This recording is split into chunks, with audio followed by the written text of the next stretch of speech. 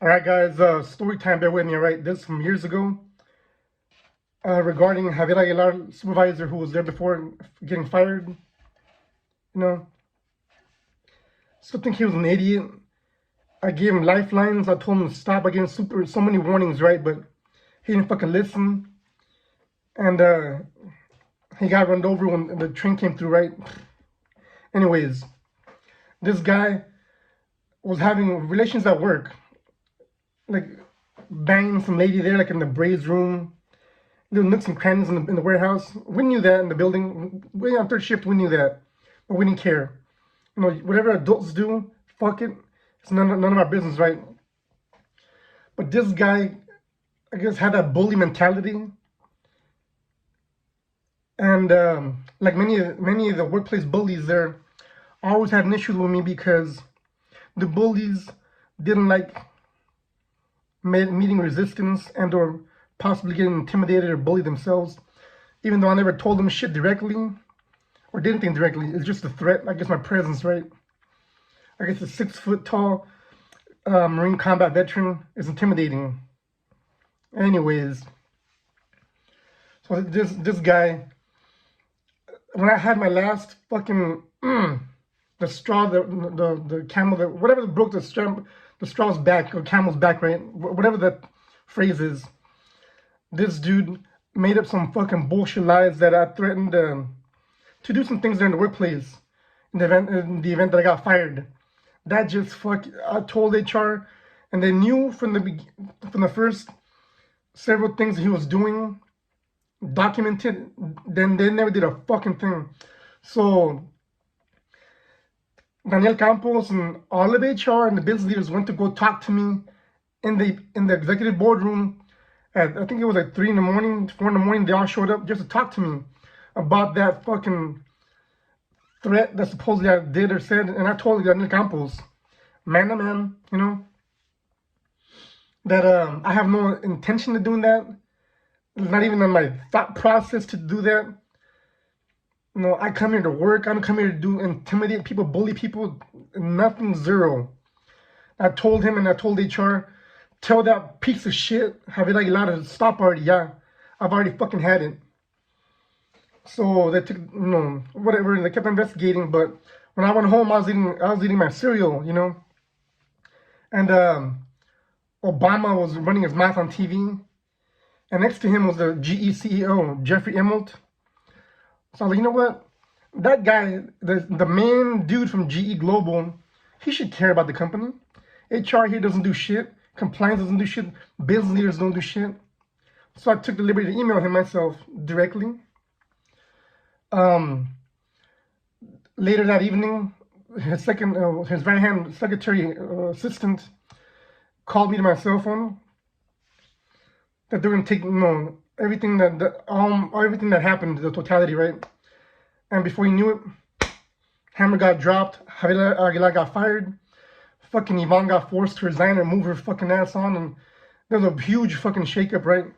And all because this guy wouldn't fucking stop. I was forced to go as high as you can in the GE chain, the top, because I was frustrated and pissed off that nobody would do shit. So that right there put the target on my back from a long time ago. You know, I said, fuck you, everyone here locally. I'm, even in the aviation integrity people, no. I'm gonna talk to the main guy. I'm not gonna waste my fucking time. So, like days after the firing, the main guy from GE Aviation was sent down here from Connecticut or where the hell he's at, Ohio, to talk to me in person here in the boardroom. Daniel Campos came for me like at 5 in the morning, and he's like, "Hey, Lauro, they want to talk to you." Like, who? The bosses. They came from just to talk to you. I'm like, all right.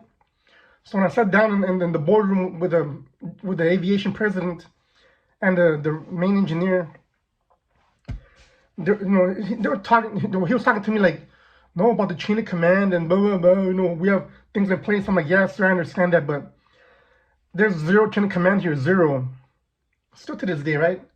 There's no leadership here. They all suck ass. Anyways, so I told him, like, I'm not gonna back down from no one just because you're GE Aviation president. I don't give a shit. When you bleed the same way I do, you put your pants the same way I do, you piss the same way I do. You know what I mean? I ain't fucking scared of your ass.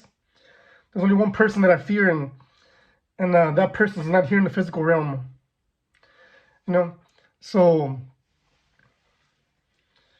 yeah, that finished. Whatever. The shit happened, and people, even Javier's closest buddies, are trying to ask me, "Hey, what's going on? What happened?" His own buddies will talk to me, didn't talk to me for years. I don't give a shit, you know. But my immediate review, right after that shit happened, Javier Espinosa was the business leader for Nozzles, and my review had gone from a 4.7 to a 2.4, like that, you know. So obviously I appealed it, right? And when I appealed it, Espinosa was in there, and I forgot who else was in the office, two other people. And this guy had the audacity to tell me that I had missed 10 work days, and that affected my review badly, like negatively. And I was like, bro, those are vacation days. We're allowed to take vacation days. And these are his exact fucking words. I remember it from all these years. For all you idiots to say, oh, he misremembered. No. I remember grid coordinates for airstrikes I called in the Middle East. Anyways, this fucking douchebag, well, hey, Lauro, well, but the bottom line is you weren't here to get the job done for those 10 days. Vacation days or not, you weren't here to get the job done. So I got up and walked the fuck out. Guys, does that make sense? For those of you guys who've been there like way longer than, you have 20 days, 25 days, they hold that against you that you weren't there to get the job done. That's fucked up, right?